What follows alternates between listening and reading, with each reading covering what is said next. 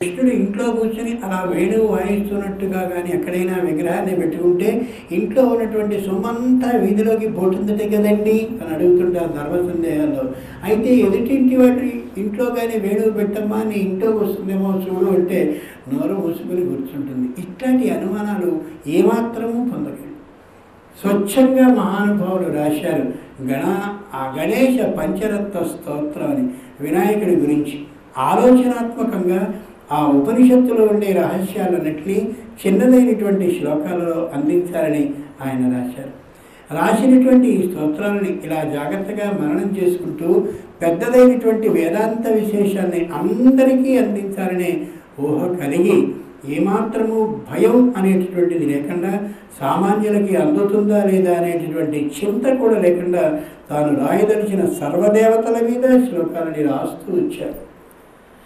ముఖ్యంగా శంకరుడికి సంబంధించినటువంటి ఆలోచన చేసినట్టయితే చిన్నప్పుడు నువ్వు శంకరుని ధ్యానించవచ్చు కదరా, నువ్వెందుకు చిన్నప్పుడు ధ్యానించలేదు అని అడిగినట్టయితే మనం ఏం సమాధానాన్ని చెప్తామో సన్యాసి అయినటువంటి ఆయనకిగా ప్రశ్న వేసుకుని ఆలోచించి రాశారు. బాల్యే దుఃఖాతిరేకాన్మలలులిత వపుస్తన్యపానే పిపాసు నోషక్తేంద్రియేభ్యో భవమలజనితా జంతవో మంతుదంతి నానా రోగాది దుఃఖాదృదిత పరవశం శంకరం స్మరామి శంతవ్యో మే పరాధ శివ శివ శివ భో శ్రీమాదేవ శంభో. ఏం చేయమంటావు శంకర? నేను చిన్నప్పుడు అలా ఉన్నటువంటి సందర్భంలో మా అమ్మ గర్భంలో ఉన్న కాలంలో ఇలా అటుపక్క నుంచి ఇటుపక్క నుంచి మూత్ర పురీషాలు వెళ్ళిపోతున్నటువంటి సందర్భంలో గర్భంలో ఉన్నటువంటి నన్ను అనేకమైనటువంటి క్రిములు కీటకాలు కొడుతూ ఉంటే ఆ సందర్భంలో నిన్ను ఏ విధంగా నేను ధ్యానించగలుగుతాను? అందుకని నానా రోగాది దుఃఖైర్రుదిత పరవశం శంకరం స్మరామి. లోపల ఉండేటటువంటి గర్భంలో ఉన్న నేను ఏ విధంగా స్వయంగా పరమేశ్వరుని ప్రార్థించగలను? కాబట్టి బాల్యకాలంలో నేను చేయలేకపోతున్నాను అని. అక్కడి నుంచి బాల్యంలో నువ్వు ఎలాగా శంకరుణ్ణి ధ్యానించలేకపోయావు కాబట్టి యవ్వన కాలంలో ధ్యానించవచ్చు కదా. ప్రౌఢోహం యౌవనస్థో విషయ విషధరై పంచభిర్మర్మసంతో దష్టో నష్టో వివేక సుతధన యువతి స్వదసౌఖ్యే నిషణ్ణ శివే చింతావిహీనం మమ హృదయమహోమాన గర్వాధిరూఢం క్షంతవ్యో మే పరాధ శివ శివ శివ భో శ్రీ మహాదేవ శంభో. ఏం చేయమంటావయ్యా? ప్రౌఢకాలం వచ్చినప్పుడు యవ్వన వయసులో ఉన్నాను, ఎవరందంగా ఉంటారో ఆమెని భార్యగా చేసుకోవాలనుకున్నాను, చక్కని సంతానాన్ని కనాలనుకున్నాను, వాళ్ళని పిల్లల్ని కన్నాను. కన్న పిల్లల్ని పెంచుకోవడం, పెద్ద చేసుకోవడం, ముద్దు ముచ్చట్లో చూసుకోవడం, జీవితంతో అంతా అక్కడికి అయిపోయింది. అప్పుడు కూడా నాకు ఏ విధంగా సమయం లేదు కాబట్టి ఒకటి మాత్రం నన్ను అడుగుతున్నాను, క్షంతవ్యో మే పరాధ. ఈ అపరాధాన్ని చేశాను కాబట్టి మన్నించవచ్చిందని వేడుకోవడం తప్ప నాకు లేదు. మంచిదయ్యా, బాల్యంలో తల్లి గర్భంలో ఉండి ఉచ్ఛ్వాస నిశ్వాసాలకు కూడా దూరంగా ఉన్నావు కాబట్టి అప్పుడు పూజించలేకపోయావు, ఒప్పుకున్నాను. ప్రౌఢకాలం వచ్చేసరికి పోనీ భార్య పిల్లలు వాళ్ళ చదువులు సంస్కారాలు విధానాలు అప్పుడు ఒప్పుకున్నాను. పోనీ ముసలితనం వచ్చాకైనా చేయొచ్చుగా కాసేపు శంకరాని కార్తీక మాసంలో అలాగే మాఘమాసంలో వెళ్ళి భగవంతుడిని ధ్యానించవచ్చు కదా నెల రోజుల పాటు. అంటే దానికో కారణం చెప్పాడు. వార్ధక్యేంద్రియాణం వికలగతిమతిశ్చాది దైవాది తాపై ప్రాప్తై రోగైర్వియోగై వ్యసన గృజవో ప్రౌఢీనం చ దీనం మిథ్యామోహాభిలాషై భ్రమతి మమ మనో దుర్జటేర్యాన శూన్యం క్షంతవ్యో మే పరాధ. ముసల్తనం వచ్చిన తర్వాత పళ్ళు ఊడిపోయాయి, జుట్టు మొత్తం ఊడిపోవడం ప్రారంభమైంది. ప్రతి విషయానికి భయం ఒకటి వచ్చింది, అనుమానం ఒకటి వచ్చింది. పిల్లవాడు వీధిలోకి వెళితే ఏం జరుగుతుందో, భార్య వీధిలోకి వెళితే ఏ ప్రమాదం జరుగుతుందో, ఈ విధమైన ఆలోచన, ఈ దుఃఖం. సంపాదించింది తక్కువ కదా, ఎలా సాగిపోతుంది జీవితం, ఈ భయంతో ఇదే ఆలోచనతో నిన్ను ఏ విధంగానూ ధ్యానించలేకపోయాను కాబట్టి క్షంతవ్యో మే పరాధ శివ శివ శివ భో శ్రీ మహాదేవ శంభో. మంచిది, బాల్యంలో చేయలేకపోయావు ప్రార్థనని, ప్రౌఢకాలంలో నన్ను ఆరాధించలేకపోయావు, వార్ధక్యంలో కూడా నా విశేషాన్ని గుర్తించలేకపోయావు, ఇప్పుడు ఎందుకు నన్ను ప్రార్థించాల్సిన అవసరం వచ్చిందని ప్రార్థిస్తున్నావు అని అడిగితే శంకరాచార్యుల వారు ఎంత అద్భుతమైన సమాధానం. మనకి రావలసిన ఆలోచనని ప్రశ్నగా వేసుకుని ఆయనే చెప్తూ స్వయంగా ఆయుర్నశ్యతి పశ్యదాం ప్రతిదినం యాతిక్షయం యౌవనం ప్రత్యాయాంతి గతా పునర్న దివసా కాలో జగద్భక్షక లక్ష్మీస్తూయ తరంగ భంగ చపల విద్యుచ్చలం జీవితం తస్మాన్ మాం శరణాగతం కరుణయా త్వం రక్ష రక్షాధునా. రోజు రోజుకి చచ్చిపోతానే భయం పెరిగిపోయింది. చెప్తున్నాడు, చచ్చిపోతానే భయం పెరిగింది. ఎక్కడికి వెళ్ళినా ఇదే చివరి గడియేమో అనిపిస్తోంది. రోజు రోజుకి నాతో పాటు ఉన్న వాళ్ళందరూ మరణిస్తూ ఉంటే అకస్మాత్తుగా మరణించి ఏ విధంగానూ జపం కానీ ధ్యానం కానీ తపస్సు కానీ నిష్ఠ కానీ ఏం లేకుండా పోయారనే భయం నాకు అనిపిస్తోంది.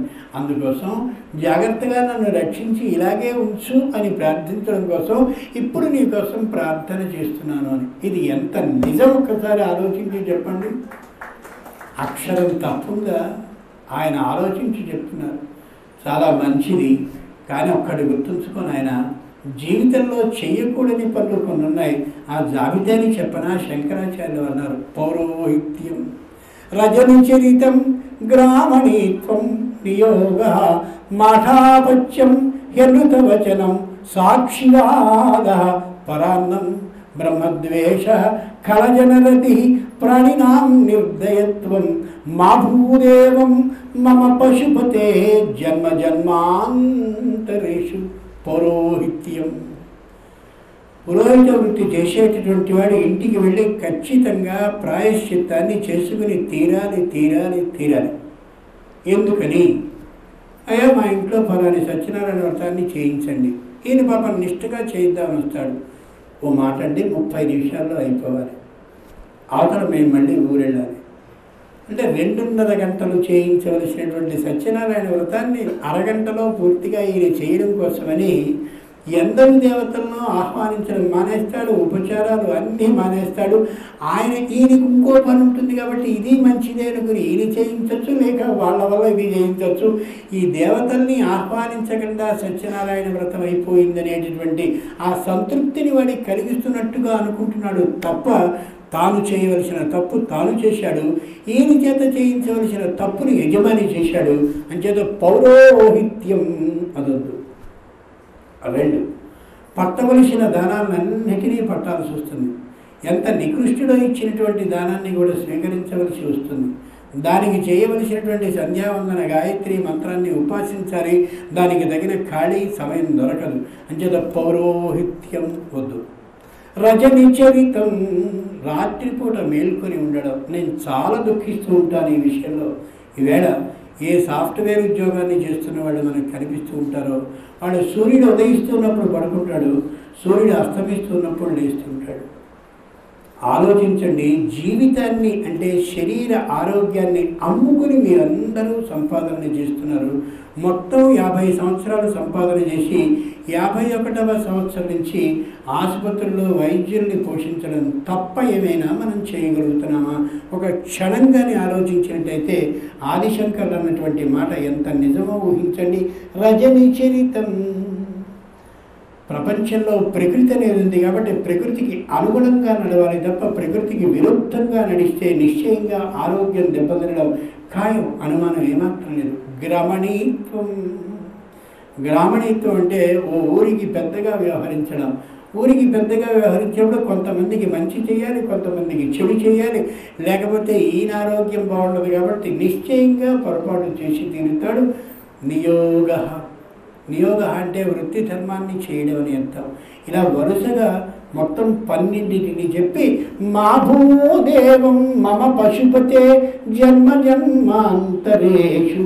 ఇట్లాంటి పాడు పనులు మాత్రం నా జీవితంలో నేను చేయవలసిన అవసరం లేకుండా చెయ్యి అని చెప్పాడు. నిజంగా ఈ 12 పనులని కానీ చేయకపోయినట్టయితే ఎంత చక్కని పరిపాలన లోకానికి అందుతుందో ఆదిశంకరాచార్యులు వరకు మనకి తెలియచేస్తారు ఆ శ్లోకంలో. ఆయన ఏమైనా వివాహాన్ని చేసుకున్నారా? ఆయన ఉద్యోగాన్ని చేశారా? వ్యాపారాన్ని చేశారా, ఏమైనా చేశారా? మూడవ కంటితో దూరదృష్టితో చెప్పినటువంటి మహానుభావులైన ఆశ్చర్యకరమైన విషయం. నిత్యము అనుష్ఠానాన్ని ఏమాత్రం క్రమం తప్పకుండా చేసేటటువంటి మహానుభావులు ఆ ఆంజనేయుడి గురించి స్తోత్రాన్ని రాస్తూ వానర నికరాధ్యక్షం దానవకుల కుముదర వికర సవృక్షం దినజనావన దీక్షం పవన తప పాకపుంజమద్రాక్షం. ఇది చాలా ముఖ్యమైన శ్లోకం. ఆంజనేయుడిని చూస్తూ కన్నీటిని అలా విడిచేస్తూ ఆయన అద్భుతంగా శ్లోకాన్ని రాస్తూ పవన తప పాకపుంజమద్రాక్షం ఆంజనేయుడిని చూశాను అని పొరపాటును రాసేశారు ఆయన. ఆంజనేయుడిని దర్శించినటువంటి మహానుభావులైన సన్యాసభంగవులు ఎవరైనా లోకంలో ఉన్నారు అంటే కేవలం శంకరాచార్యుల వారు మాత్రమే. అద్రాక్షం అంటే నేను చూశాను అని. అందుకనే ఆంజనేయుని వశం చేసుకోవాలి అని అంటే ఆంజనేయుని దర్శించినటువంటి మహానుభావుల ఆదిశంకరాచార్యుల యొక్క అమోఘమైన స్తోత్రాన్ని కానీ చదివినట్టయితే ఆయన చూసినటువంటి ఆంజనేయుని శక్తి ఏముందో ఆ శక్తి అక్షరాలలో ఉంటుంది. కాబట్టి ఆ అక్షరశక్తి పాఠకులైనటువంటి మన ద్వారా యథార్థంగా బుద్ధిలోనికి ప్రవేశించి ఆంజనేయుని శక్తి అనుగ్రహం మనకి లభిస్తాయి. ఒక్క దైవం కాదు, సర్వదైవతాల మీదే రాసినటువంటి మహానుభావులు ఆదిశంకరాచార్యుల వారు. 8వ సంవత్సరం అయింది, సమయం అయిందనేటటువంటి యథార్థాన్ని తెలియచేశాడు వ్యాసుడు వచ్చి.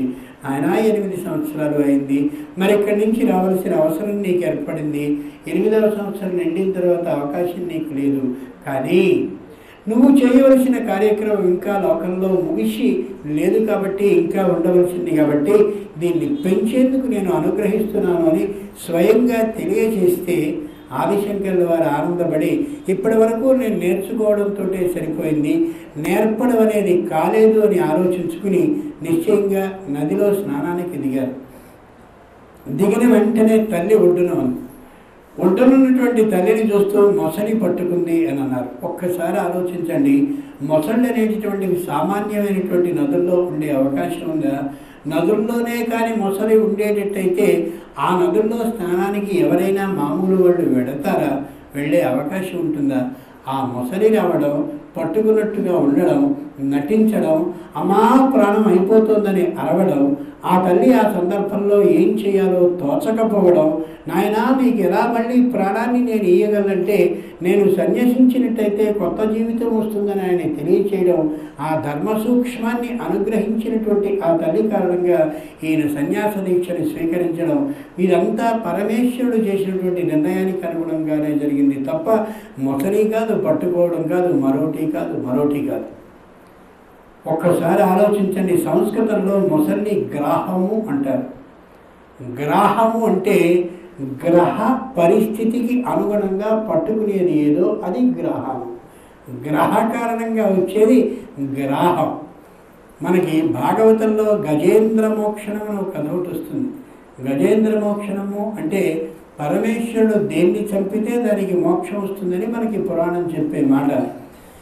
ఏనుగు కారిని మొసలి గట్టిగా పట్టుకుంటే ఆ పరమేశ్వరుడైనటువంటి కృష్ణుడు వచ్చి ఏనుగుని కొట్టేస్తే ఏనుగుకి మోక్షం వచ్చేది, మొసలిని కొట్టాడు ఆయన. కాబట్టి మోక్షం ఎవరికి వచ్చినట్టు? మొసలికి రావాలి. మరి ఏనుగుకి మోక్షం ఏమిటి? ఇప్పటివరకు స్తోత్రాలు, శ్లోకాలు, పద్యాలు, అబో ఇంతసేపు పాపం బాధపడిందే.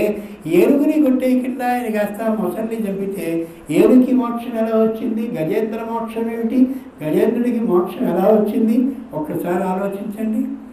ఆదిశంకరాచార్యుల వారు మాత్రమే సమాధానాన్ని చెప్పగలరు. గజ ఇంద్ర మోక్షం అంటే ఏ ఏనుగు జన్మ కలిగిందో ఆ జన్మ ఇక పూర్తిగా రాకుండా, ముందు నాటికి కూడా జన్మ రాకుండా గజ ఇంద్రుడికి గజేంద్ర జన్మ మోక్షణము లభించింది అని అర్థం. మోక్షణము అంటే ఇక పూర్తిగా ఇంకా ఏ జన్మ లేకుండా ఉండే స్థితి వచ్చింది అని అర్థం. అక్కడ పట్టినటువంటి మొసలి ఏదుందో ఆ మొసలి పరమేశ్వరుని చేత కల్పన చేయబడ్డ మొసలి తప్ప నిజంగా పట్టుకున్నటువంటి మొసలి కాదు. మనం కూడా అలాంటి వాళ్ళమే. సంసారం అనేటటువంటి కాసారము చెరువులో పడతాం, పడి కొట్టుకుంటూ ఉంటాం.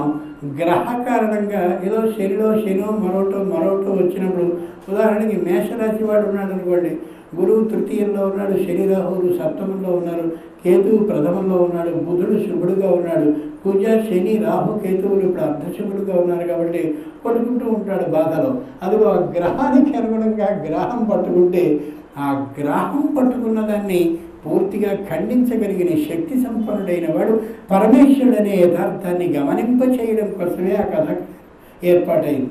అలాగే ఇక్కడ కూడా ఏర్పాటైనటువంటి విషయం ఏమిటి అంటే, స్వచ్ఛంగా గ్రహము అనుగుణంగా ఏర్పడ్డ గ్రహం ఏదైతే మొసలిగా ఉందో అది ఆది శంకరుల వారి విషయంలో శంకరుని చేత ఏర్పాటు చేయబడి మరో 8 సంవత్సరాల జీవితాన్ని పెంచడం కోసం వచ్చింది తప్ప మరోటి మాత్రం కాదు. అది నిజం కానే కాదు.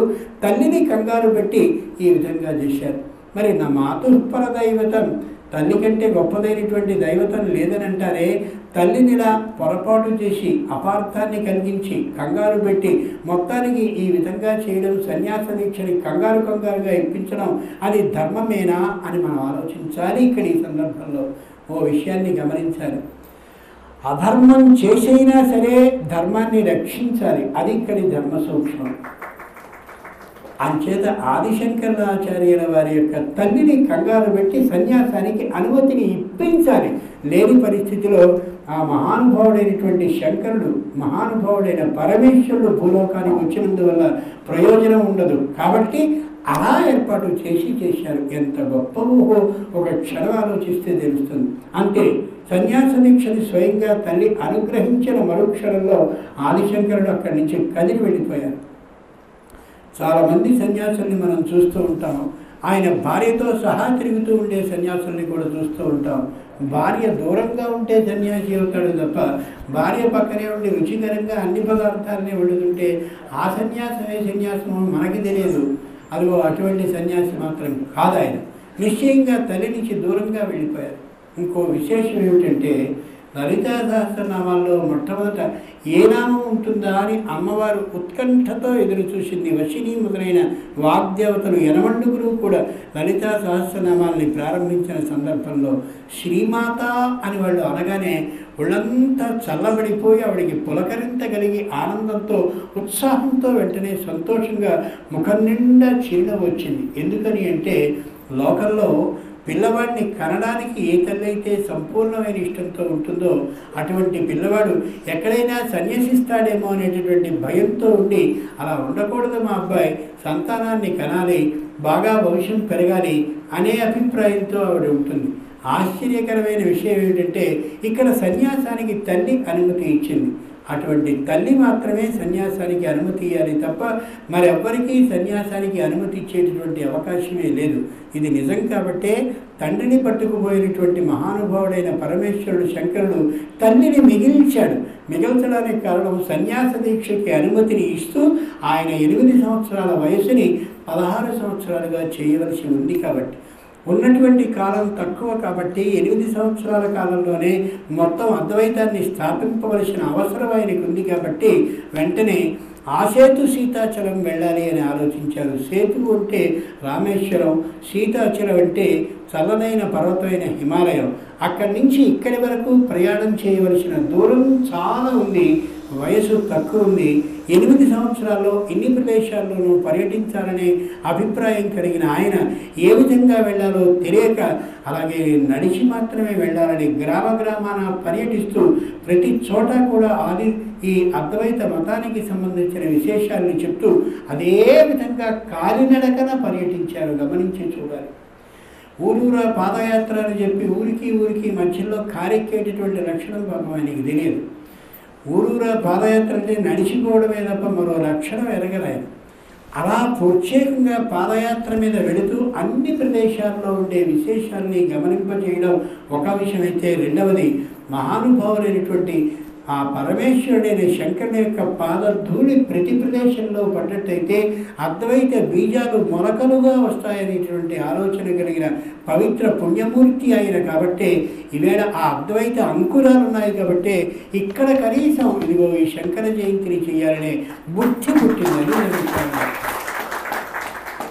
అలాంటి మహానుభావుడు నడిచి వెళుతూ ఉంటే అందరూ కూడా తండోపతండంగా ఉత్సవానికి వచ్చినట్టుగా వచ్చి అమోఘంగా ఆయన ఉపన్యాస ప్రవాహాలని వింటూ నిరంతరం ఉండేవారు, వెళుతూ ఉన్నటువంటి కాలంలో కూడా సమయం అత్యల్పంగా ఉందనేటటువంటి భయంతో ఆయన శ్లోకాలని ఆశువుగా గానం చేస్తూ ఎక్కడ ఏ దైవం కనిపిస్తే ఆ దైవం మీద అమోఘంగా శ్లోకాలని నిరంతరం ఆశువుగా ప్రవచించి వెళుతుంటే మన అదృష్టం కొద్దీ ఆ శ్లోకాలన్నీ దొరికాయి కాబట్టి ఈవేళ తలుపు తీసి ప్రతి శ్లోకాన్ని ప్రతి దైవం ముందు మనం చదువుకోగలుగుతున్నాం. అమోఘమైనటువంటి సరస్వతీ రూపాన్ని చూచి చలించిపోయినటువంటి ఆయన సుశాంతాం సుదేహాం దృగంతే గజాంతాం లసత్సన్నతాంగీం అచింత్యామనంత్యాం స్మరేత్తాపసై సంగపూర్వస్థితాం తాం భజే శారదాంబాం అజస్రం మదంబాం. ఆయనలో ప్రత్యేకత ఏమిటంటే ఎక్కడ శ్లోకాన్ని రాగయుక్తంగా లేకుండా కానీ రాసినట్టయితే లోకంలో ప్రజలకి తప్పు కష్టమనే అభిప్రాయం కలిగి చదవరు అని శ్లోకాన్ని రాగయుక్తంగా చదువుతున్నటువంటి సందర్భంలో అక్షరం తగ్గించడము అక్షరాన్ని పెంచడము కానీ చేసినట్టయితే ఆ సంగీతానికి సంబంధించినటువంటి లయ తాళ జ్ఞానం కారణంగా తప్పు చదివారనే అభిప్రాయం అందరికీ తెలుస్తుందని ఆలోచనతో ఆయన ప్రతి శ్లోకాన్ని రాగయుక్తంగా ఉండేలానే రాశారు. జాగ్రత్తగా గమనించి చూడండి. ఎక్కడైనా సరే సుశాంతాం సుదేహాం దృగంతే కచంతాం లసత్సల్లతాంగీమనంతామచింత్యాం స్మరేత్తాపసై సంగపూర్వస్థితాం తాం భజే శారదాంబామజస్రం మదంబాం. ఎంత గొప్పగా రాశారో చూడండి. ప్రతి శ్లోకం భుజంగ ప్రయాతం ఆయనకి చాలా ఇష్టమైనటువంటి శ్లోకం యొక్క నడక అంచేత భుజంగ ప్రయాతంలో రాసేవారు. ఆర్య అంటే అమ్మవారు కాబట్టి అమ్మవారికి సంబంధించిన శ్లోకాలు ఏవైనా రాయాల్సి వస్తే ఆర్యావృత్తాల్లో రాసేవారు. ఏ శ్లోకం ఏ వృత్తంలో ఉంది? ఆర్యావృత్తంలో ఉంది. ఆర్యాని అంటే కూడా అమ్మవారిని స్మరించినట్టు అవుతుందనే అభిప్రాయంతో అటువంటి ఆయన కంచి కామాక్షీదేవి యొక్క మందిరానికి వెళ్ళి అమ్మవారిని చూశారు. ఎంతసేపటికి అలా చూస్తూ ఉండి యువతలకి రావడం లేదు. అక్కడ ఉండే అర్చకులందరూ కూడా ఏమిటిలా ఈయన ఇంతసేపు పరిశీలన చేస్తున్నారు అని ఆశ్చర్యపడుతూ ఉంటే వెంటనే ఆవిడ్ని చూసి తల్లి ఆశ్చర్యంగా ఉందని అప్పటికప్పుడు శ్లోకాన్ని చెప్పారు.